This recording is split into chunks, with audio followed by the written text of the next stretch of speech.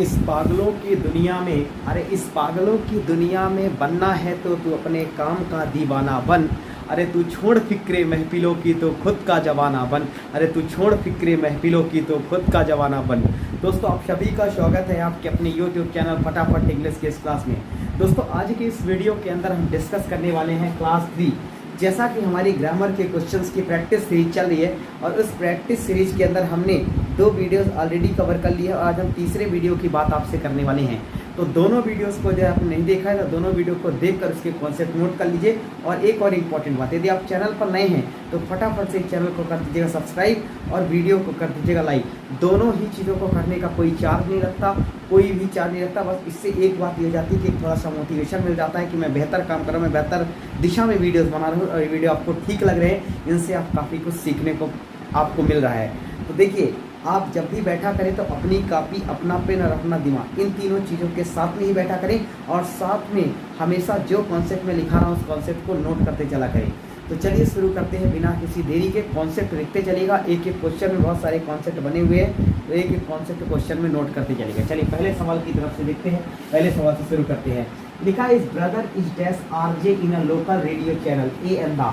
3 option में से आपको एक ऑप्शन टिक करना है। मैंने आपको पहले ही बताया था कि आर्टिकल ए की जब भी हम बात करते हैं तो आर्टिकल ए एक ऐसा आर्टिकल होता है जिसका यूज़ हम करते हैं इनिशियल कॉन्सोनेंट साउंड के साथ, इनिशियल कॉन्सोनेंट साउंड के साथ। और हमने आपको बताया था इनिशियल मतलब शुरुआती। तो आपको पता है कि कॉन्सोनेंट साउंड कौन सी साउंड होती है।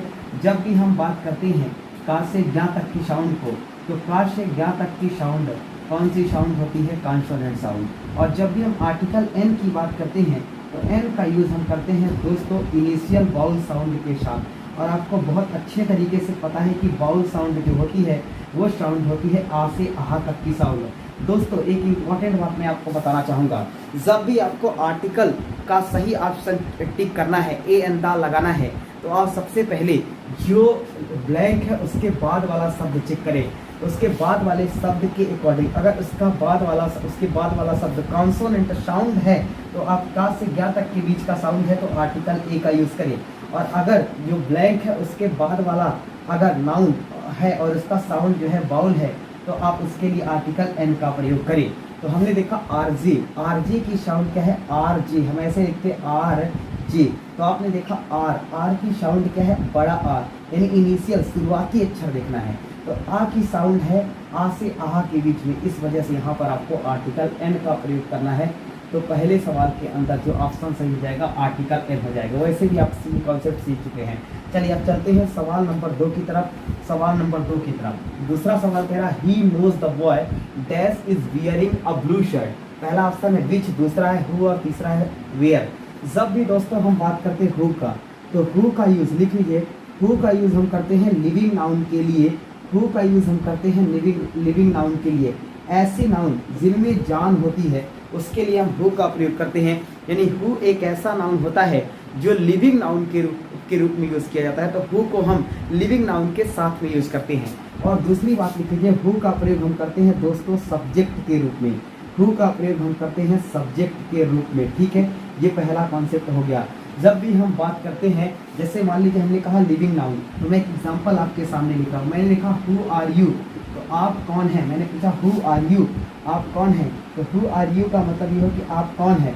अब देखिए, अब ये हु जो है ये किसको बता रहा है, ये पहला तो सब्जेक्ट है, सब्जेक्ट के बाद क्या आता है वर्ब, आर वर्ब आया तो ये सब्जेक्ट है, तो इसको सब्जेक्ट के रूप में प्रयोग किया जाता है। और दूसरी बात, हु का यूज़ लिविंग नाउन के लिए, मैंने कहा हु आर यू, आप कौन है, इसका मतलब आप कोई जवाब देंगे। जैसे मान लीजिए कि आप अमन हैं, तो आप फिर अमन बोलेंगे, तो अमन क्या होगा, लिविंग नाउन। तो हु का प्रयोग कौन से नाउन के लिए किया जाता है, लिविंग नाउन के लिए। ठीक है, आगे बढ़ते चलिए। जब भी हम विच की बात करते हैं दोस्तों जब भी हम विच की बात करते हैं, सुनिएगा विच का प्रयोग किस तरह से किया जाता है इंग्लिश में। जब भी हम विच की बात करते हैं तो विच का यूज़ हम करते हैं दोस्तों किसी भी ऑब्जेक्ट के लिए, किसी भी वस्तु के लिए हम विच का प्रयोग करते हैं। तो लिखिए ऑब्जेक्ट माने वस्तु, तो किसी भी ऑब्जेक्ट के रूप में, किसी भी हम ऑब्जेक्ट के लिए, वस्तु के लिए विच का प्रयोग करते हैं। जैसे मैंने लिखा दोस्तों which is your favourite pen, मैंने लिखा which is your which is your favourite pen, इनमें से आपका कौन सा पेन फेवरेट है।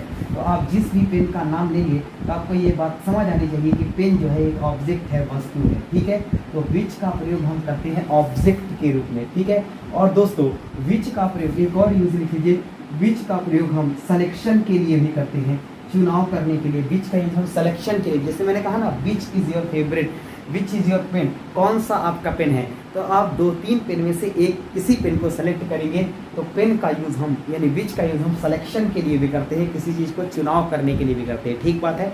चलिए तीसरा प्रयोग सीख लेते हैं वेयर का।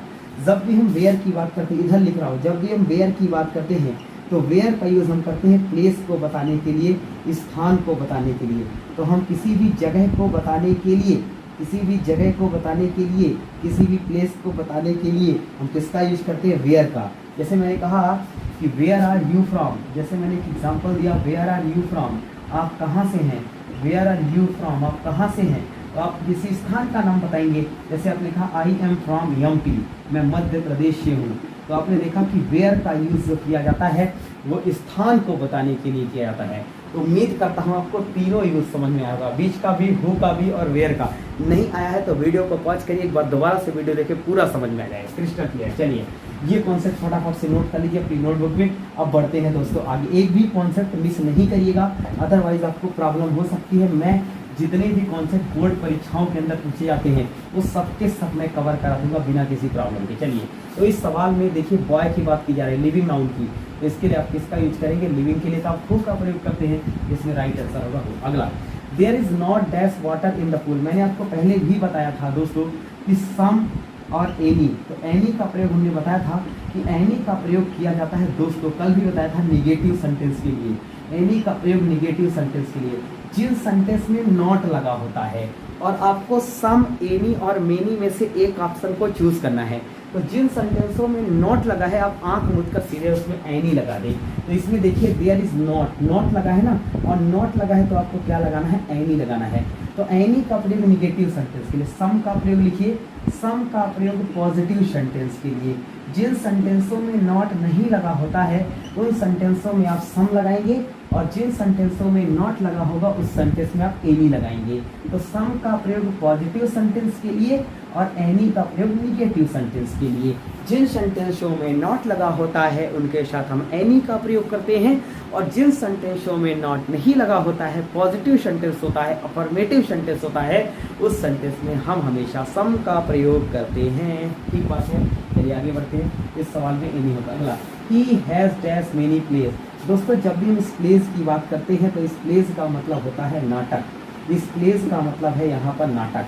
तो हमने कहा he had dash many place, जब भी हम बात करते हैं जब भी हम बात करते हैं हैज़ और हैव की, तो हैज़ और हैव के साथ दोस्तों मेन वर्ब की थर्ड फॉर्म का यूज किया जाता है, और मेन वर्ब की थर्ड फॉर्म है रिटन, ठीक है। चलिए अगला सवाल, अगला सवाल, dash I take your pen need may use, यहाँ पर दोस्तों परमिशन की बात की जा रही है, क्या मैं तुम्हारा पेन ले सकता हूँ, और यहाँ पर परमिशन को बताने के लिए लिख लीजिए, परमिशन को यूज़ करने के लिए हम करते हैं मे का प्रयोग। तो मे जो है दोस्तों वो फॉर्मल परमिशन के लिए यूज़ किया जाता है, ऐसी परमिशन जहाँ पर हम किसी को रिस्पेक्ट देते हुए परमिशन मांगते हैं वहाँ पर आप मे का प्रयोग करेंगे। और यहाँ पर नीड का यूज़ तो परमिशन के लिए नहीं किया जाता, यूज्ड का यूज़ भी परमिशन के लिए नहीं किया जाता, परमिशन को बताने के लिए की मॉडल है मे, तो यहाँ पे मे का प्रयोग किया जाएगा। मैं आपको किसी दिन मे और कैन डिटेल में बता दूंगा इन्हीं वीडियोस के अंदर। फिलहाल के लिए आप इन कॉन्सेप्ट पर, हमने 5-6 सवाल रखे हैं लेकिन कॉन्सेप्ट बहुत सारे सीखे हैं। फिलहाल के लिए आप इन सारे के सारे कॉन्सेप्ट को नोट कर लीजिए, काफ़ी इंपॉर्टेंट कॉन्सेप्ट है पेपर के पॉइंट ऑफ व्यू से।